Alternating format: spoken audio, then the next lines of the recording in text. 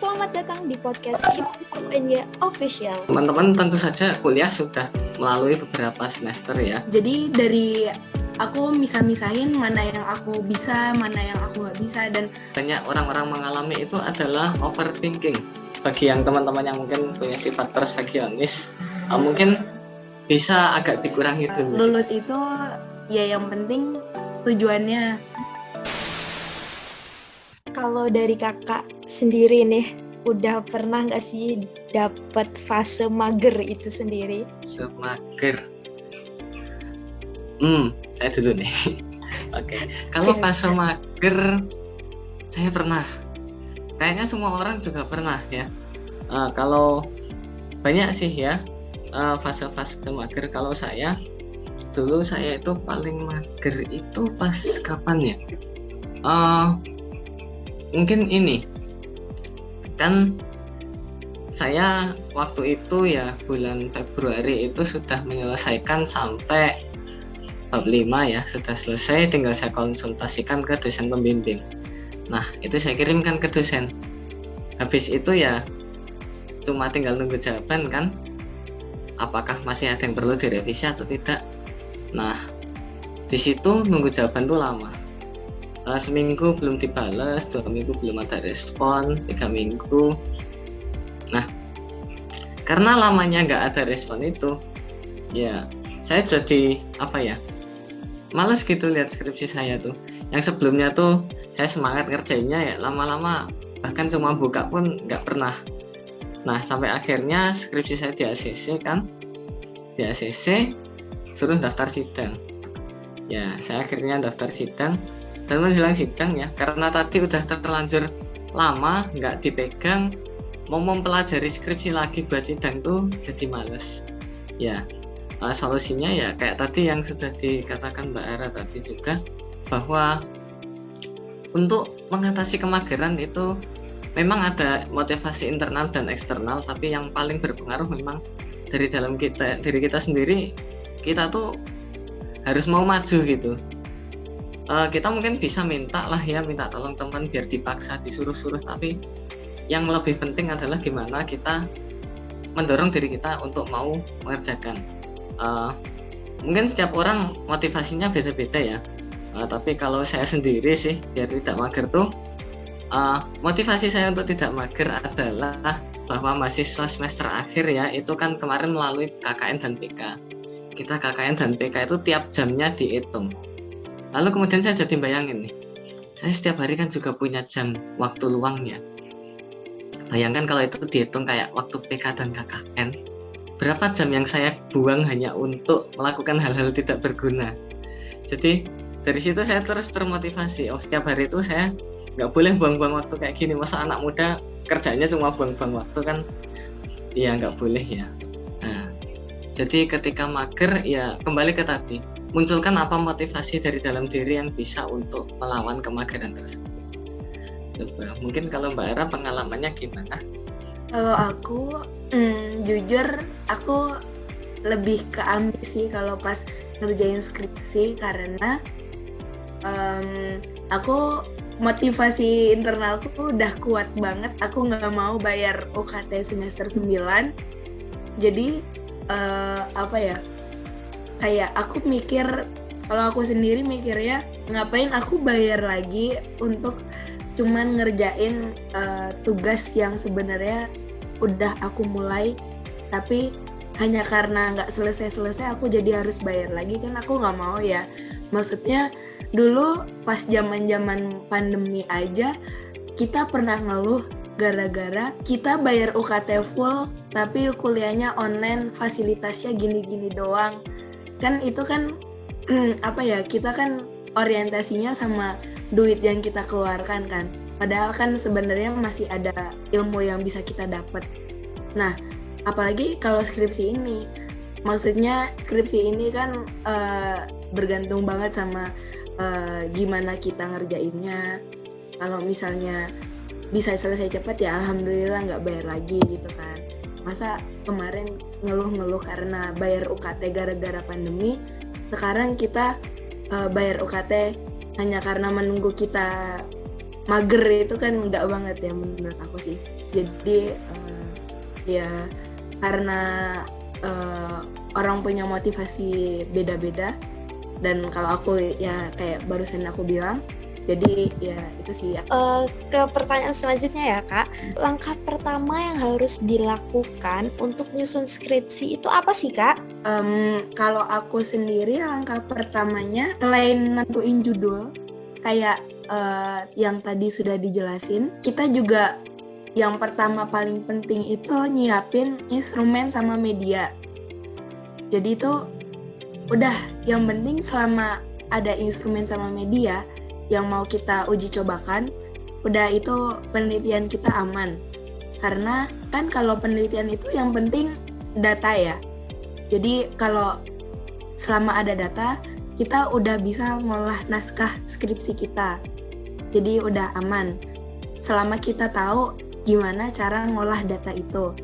Tapi kalau nggak ada datanya kan kita bingung ya mau ngerjain apa. Jadi minimal ada datanya dulu. Kadang kan orang kan menyarankan suruh nyelesain bab 1 dulu lah atau bab berapa dulu, padahal kan yang penting tuh ada instrumen sama medianya itu. Apalagi kalau misalkan penelitiannya R&D kan berarti harus validasi dulu. Kalau misalnya eksperimen kan bisa langsung tuh. Ya kalau mau nyusun instrumen juga harus ada dasar teorinya sih. Jadi mungkin selain instrumen media ya bab 2 gitu sih.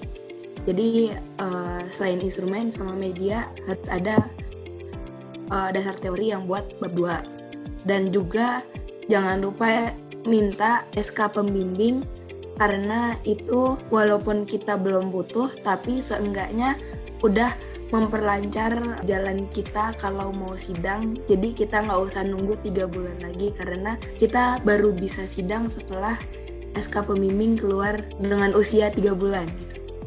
Itu sih. Tadi itu ya langkah yang pertama.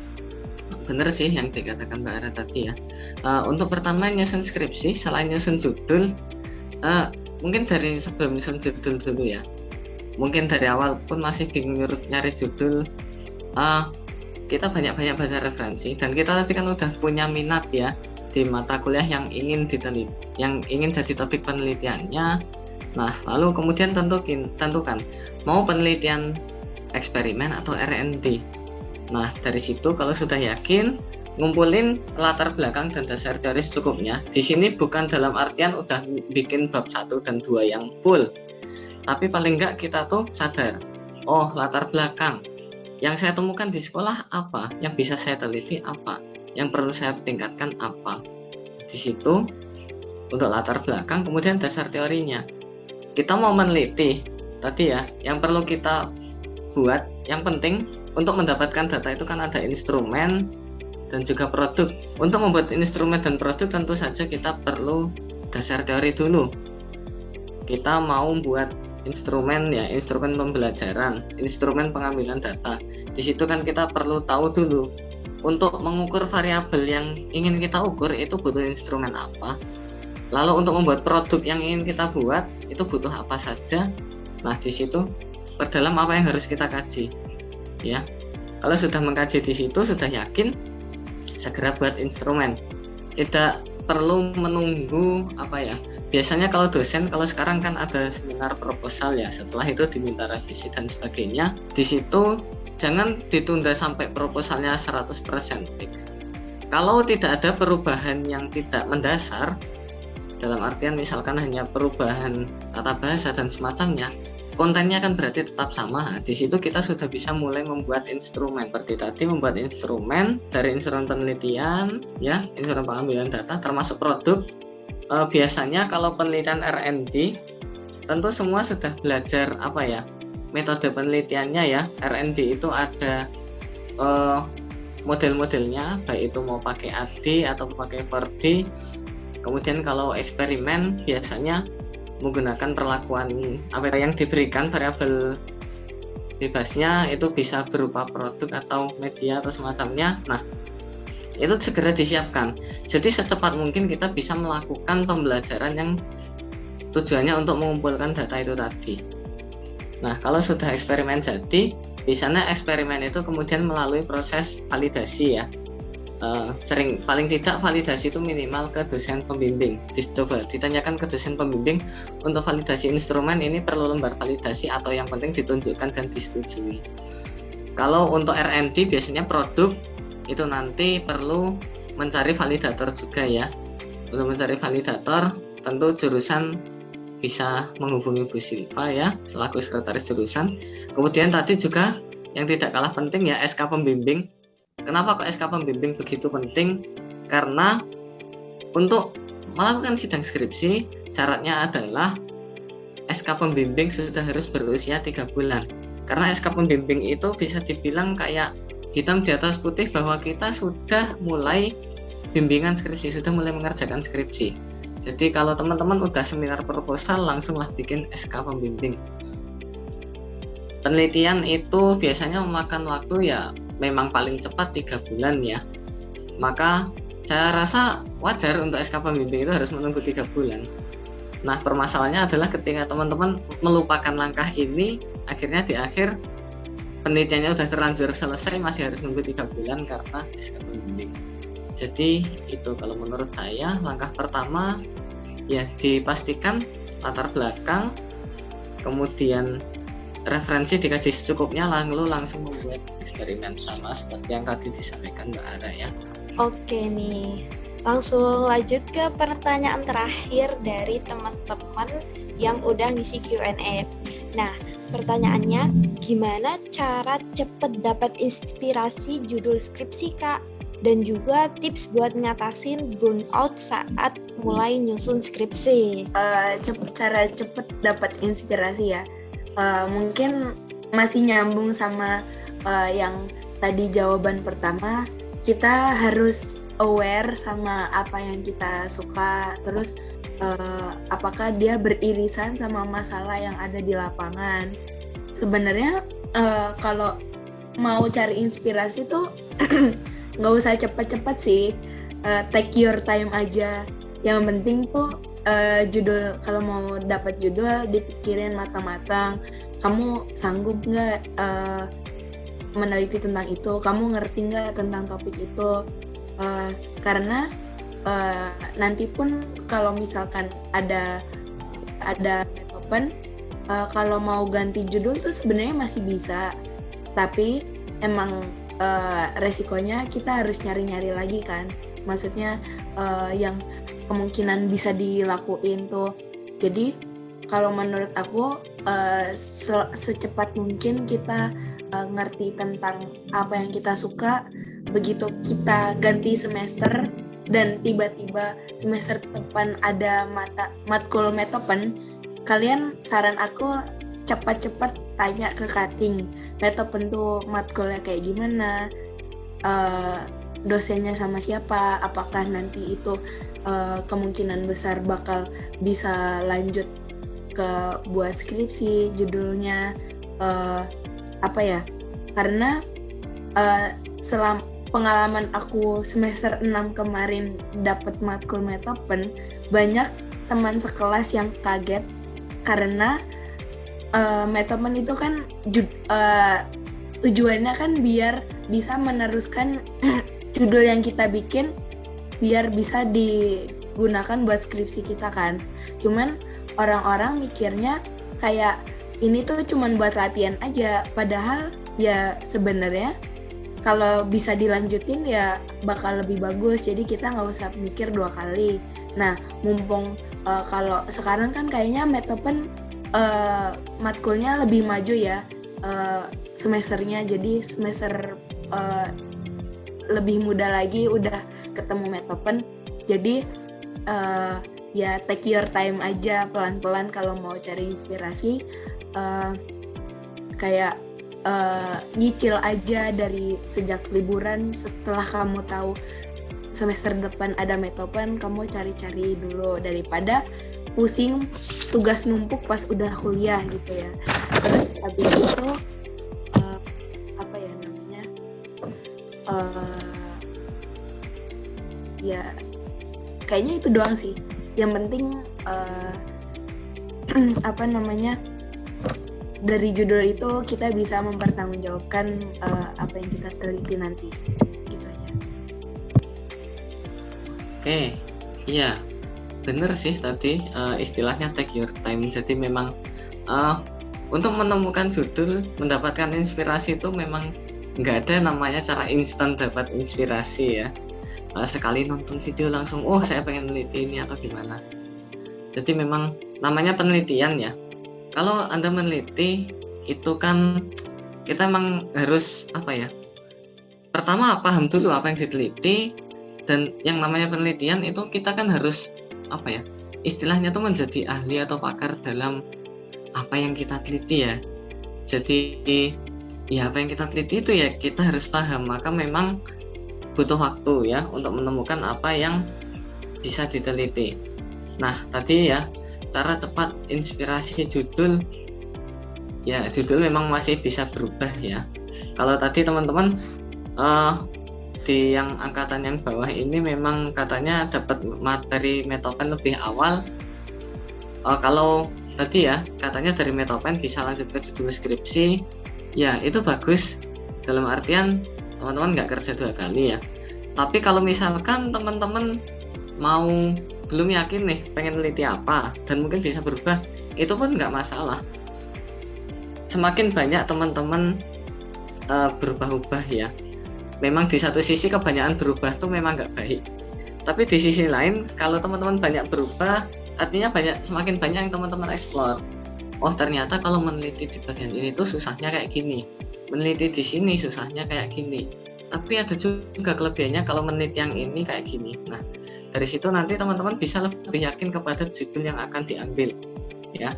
Kalau teman-teman misalkan nih Metopen ya masih di semester awal, dibandingkan Metopen di semester akhir ya, kelebihannya apa? Kalau menurut saya dengan semester awal sudah ada Metopen, nanti ketika di semester selanjutnya ketemu mata kuliah lain nih, teman-teman bisa dapat gambaran baru dan sudah bisa dari situ bayangin saya mau bikin penelitian apa dengan matkul yang ini, dengan ilmu yang ini. Kalau dulu kan kayak belajar dulu semua ilmunya baru tiba-tiba dikasih Metopen, itu kadang di situ malah ngerasin kayak bingung karena terlalu banyak yang dipelajari, malah bingung mau milih peneliti yang mana. Ya itu semua ada plus minusnya ya. Nah yang penting tadi namanya cari inspirasi memang kadang butuh waktu. Yang penting benar-benar dipikirin, bukan karena oh ya dinikmati waktunya, take your time, terus akhirnya malah dilupain karena kelamaan gitu ya. Ya jangan juga. Jadi silahkan selama waktu tersebut apa yang bisa dilakukan buat memantapkan judul skripsinya. Tadi ya temukan minat. Kalau teman-teman memang masih belum menemukan minat nih, atau mungkin terlalu banyak minat sampai bingung mana yang mau diteliti, temukan satu yang kira-kira teman-teman tuh tadi ya udah disebutkan oleh Kak Ara juga, bahwa kita tuh penelitian ya apa yang bisa kita kerjain, bisa berdampak kepada ilmu maupun masyarakat ya, dan juga sesuai dengan apa yang kita temukan di sekolah ya permasalahannya. Nah lalu kemudian inspirasi judul juga dari referensi yang dibaca ya. Teman-teman tuh kalau mau baca jurnal tuh nggak harus nunggu dikasih tugas dosen. Rajin-rajinlah baca jurnal, baca hasil penelitian, dari situ nanti banyak inspirasi. Semakin banyak kita membaca jurnal itu kan kayak kita dapat pengalaman penelitian dari orang lain ya. Oh orang lain penelitiannya kayak gini, mereka bisa menghasilkan seperti ini, kelebihannya ini, kekurangannya ini. Maka kalau saya mau bikin penelitian, saya mungkin mau bikin penelitiannya kayak gini, saya sempurnakan di bagian ini atau bagaimana. Semakin teman-teman banyak yang baca, nanti bisa membandingkan, bisa melihat oh penelitian yang bagus itu kayak gini, yang kurang bagus kayak gini. Juga bisa temukan teman-teman ya, teman-teman nggak sendirian ya, pasti punya teman akrab atau siapapun yang sering diajak diskusi gitu. Coba sekali-sekali diskusi itu yang ilmiah gitu. Jadi ngumpul bareng bahas apa yang kira-kira bisa diteliti untuk tugas akhir skripsi. Coba masing-masing punya minat yang berbeda, punya sudut pandang yang berbeda. Nah dari situ bisa istilahnya kayak brainstorming ya, cari ide-ide ya, ngumpulin ide. Dari situ juga bisa jadi sumber inspirasi judul skripsi ya. Juga tadi ya penting untuk kenal kakak tingkat atau intinya ada yang ditanya lah. Kalau misalkan nggak akrab sama kakak tingkat siapapun, ya akrablah sama teman yang kenal kakak tingkat gitu. Dari situ nanti bisa dapat pengalaman-pengalaman dari yang angkatan sebelumnya. Pengalaman itu bukan berarti kemudian kita terus kita ikut-ikutan bikin skripsi yang kayak gitu, bukan. Pengalaman itu berharganya kita bisa melihat kakak tingkat tuh mereka kekurangannya di sini, yang perlu diperbaiki ini, maka kita bisa membuat penelitian kita lebih baik dengan menghindari kesalahan-kesalahan yang sudah diperbuat oleh kakak tingkat kalian begitu. Mungkin itu ya cara cepat dapat inspirasi. Nah, kita lanjut ke pertanyaan selanjutnya, yaitu Kak, selama menempuh dunia perskripsian nih, apa sih suka duka yang dihadapi kakak-kakak? Nah, Suka duka ya. Oke, gantian saya dulu nih. oke. Sukanya ya. Sukanya selama skripsian ya, tentu saja banyak pengalaman baru ya. Pengalaman penelitian skripsi itu menurut saya tidak tergantikan sih. Dalam artian ya, saya banyak ketemu orang baru, banyak ketemu hal-hal baru, banyak sesuatu yang belum saya rasakan sebelumnya, saya rasakan saat menggarap skripsi. Bahkan bisa dibilang saya benar-benar merasakan, menemukan passion saya di pendidikan itu saat mengerjain skripsi. Sebelum skripsi itu ya saya kuliah ya cuma kayak yang penting kuliah, belajar, dapat ilmu, ujian ya belajar lagi, dapat nilai gitu ya. Tapi ketika skripsi, saya menemukan banyak hal baru di situ. Saya menemukan banyak orang, bertemu banyak orang tuh, kita juga sering dapat doa dan dukungan dari orang lain ya. Misalkan saya penelitian waktu itu saya ikut workshop coach ya dengan dosen-dosen, dengan guru-guru ya. Saya banyak yang bertemu dengan guru, itu banyak dibilang gini, ini penelitiannya sekalian buat tugas skripsi ya mas, semangat ya, semoga skripsinya lancar, banyak mendoakan begitu.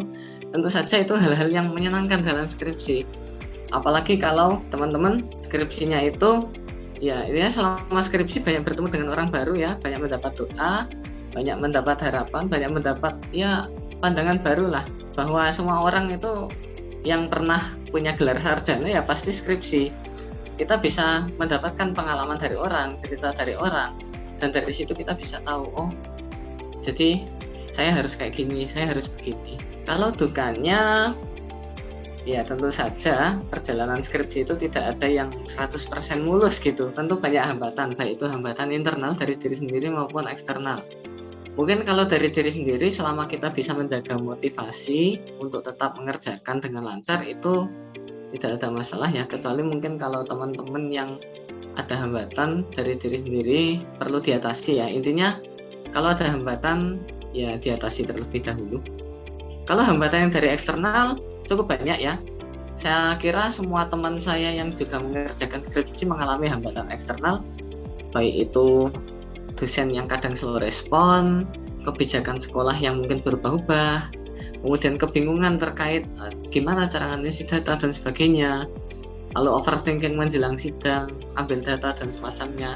Yang penting itu bukan kok gimana kita menghindari masalah, tapi gimana cara kita mengatasi masalah yang diperoleh.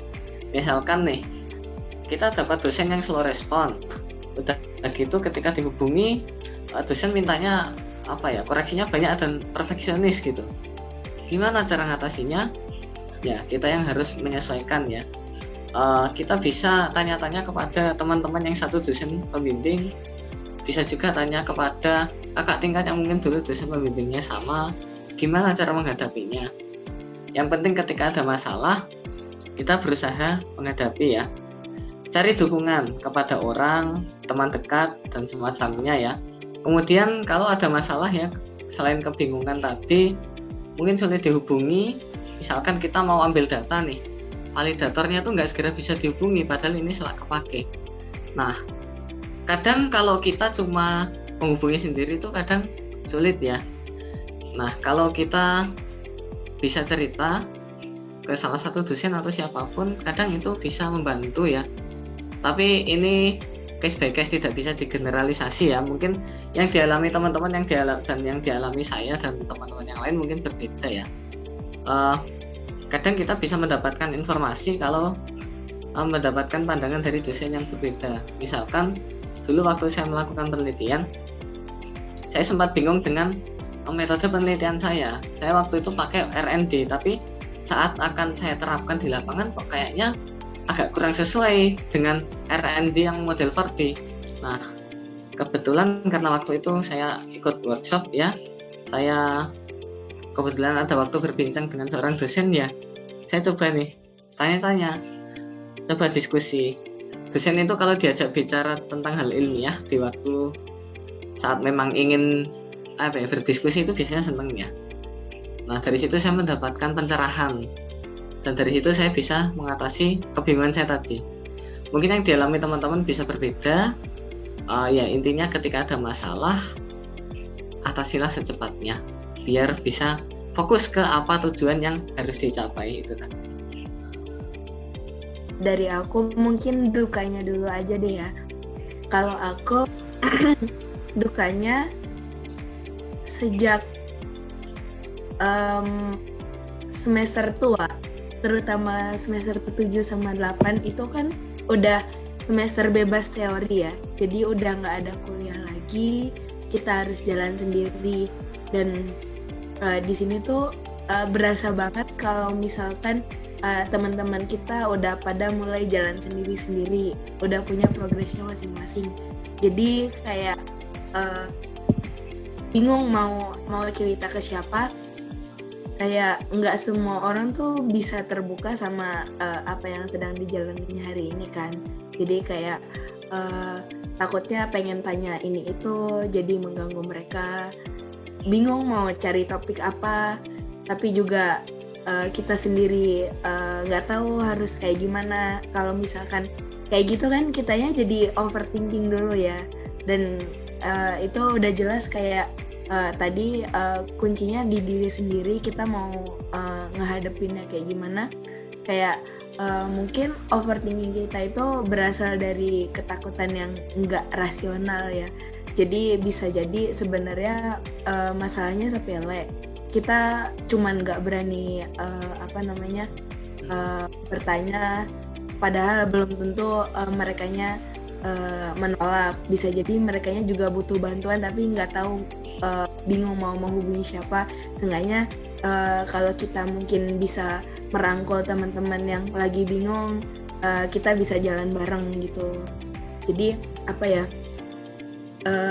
karena udah nggak ada teori kan, jadi jarang ketemu lewat kelas lagi gitu kan. Jadi masih bisa ketemu teman-teman, itu udah bersyukur banget di semester ini. Dan juga yang kedua dukanya itu karena dari overthinking itu bisa merambat ke quarter life crisis. Ini aku ngerasa banget sih, karena kalau ngomongin skripsi itu kan berarti kan tugas akhir ya sebelum kita lulus. Dan kadang kita mikirnya setelah skripsian tuh kapan selesainya. Aku pengen cepet-cepet kayak gini, aku pengen cepet-cepet lulus, tapi aku juga nggak tahu habis lulus mau ngapain, gitu-gitulah. Pokoknya ketakutan yang kadang itu nggak rasional. Sebenarnya bisa dipikir dengan kepala adem, tapi karena kita udah kejauhan mikirnya, jadinya tuh kayak nggak ada yang maju gitu.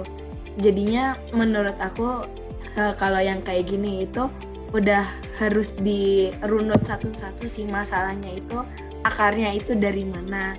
Kita nggak bisa ngikutin ketakutan kita terus. Kita nggak tahu, kita nggak bisa diam aja, kita harus cari tahu, kita harus bergerak lah intinya. Kita nggak bisa diam aja. Intinya kalau kesepian ya cari temen, kalau bingung ya tanya. Kalau misalnya teman seperbimbingannya hilang, ya kita reach out dosennya aja. Kalau misalnya topiknya membingungkan, kita cari teman yang setopik, sama kayak yang Fikri bilang tadi gitu lah. Nah, kalau dukanya gitu sih menurut aku. Terus kalau yang sukanya menurutku banyak sih, lebih banyak sukanya karena aku ngerasa kayak sejak skripsian aku ngerasa lebih slow. Jadi kalau dulu kayak tiap hari aku buka laptop, sekarang skripsi juga buka laptop terus sih, tapi aku masih bisa nyambi main, masih bisa ketemu keluarga karena nggak harus stay di Zoom kan kayak pas kuliah.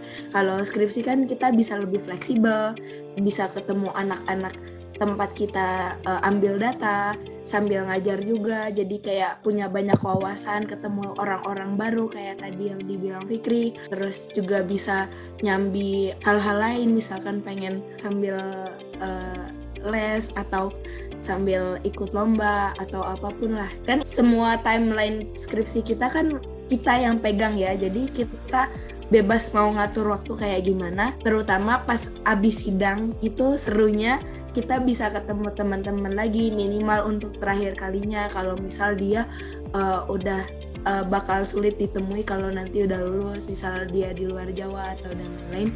Karena kan kalau pas sidang kan kita bisa ketemu, bisa ngobrol-ngobrol lagi, bebannya udah plong, udah kelar, bisa tukeran hadiah dan macam-macam. Itu sukanya. Oke, ini udah sampai ke akhir podcast ya Kak. Untuk yang terakhir nih, sebagai penutup mungkin dari Kak Ara sama Kak Fikri ada nih kata-kata penyemangat buat para pejuang skripsi nggak tuh Kak? Mungkin sederhana sih. Intinya rasakan dan dapatkan pengalaman belajar yang belum pernah Anda rasakan sebelumnya selama mengerjakan skripsi ya. Jadi skripsi itu beneran kalian kalau belum ngerasain ya belum kebayang kayak gimana, tapi ketika sudah merasakan itu pengalaman yang sungguh berharga, maka silahkan dijalani dengan riang gembira ya. Ini skripsi itu pengalaman penelitian ya. Setelah itu nanti teman-teman akan bisa mendapatkan ilmu yang baru, pandangan yang baru, bahkan bisa menemukan passionnya di situ. Kalau dari aku mungkin kata-katanya nggak cuman buat skripsi juga ya, untuk tugas-tugas yang lain termasuk laprak buat adik-adik yang baru masuk juga, karena kalau laprak itu kayak versi light ya skripsi lah. Jadi intinya tugas terutama skripsi itu jangan dipikirin tapi dikerjain. Ingat tujuan kamu kuliah itu buat apa, dan semua tugas itu bakal kembali ke diri kamu dan juga kamu sendiri yang bakal ngerasain gitu. Oke, makasih ya untuk kakak-kakak narasumber nih. Jadi, gak ada skripsi yang sempurna.